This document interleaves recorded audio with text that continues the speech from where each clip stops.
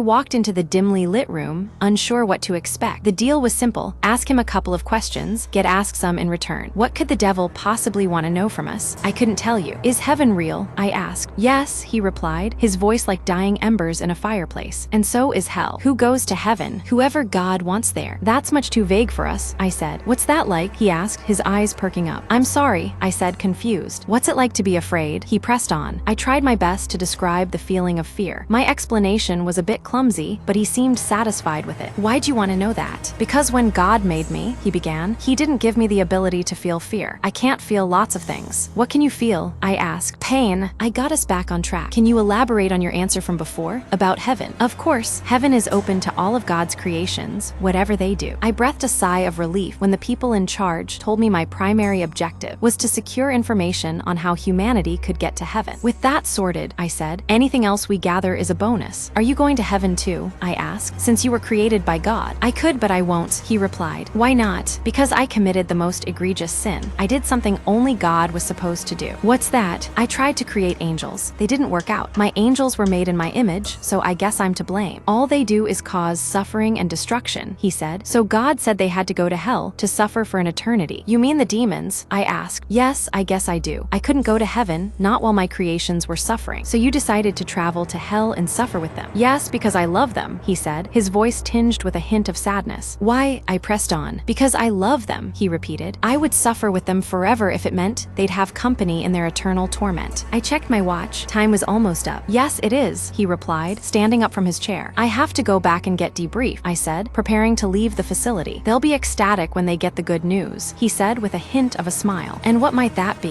That no matter what we do, we're going to heaven. But you're not, I said, my voice wavering, or anyone else for that matter. You said, yes, I know what I said, he interrupted me, his tone almost sad, but you're not one of God's creations, you're one of mine.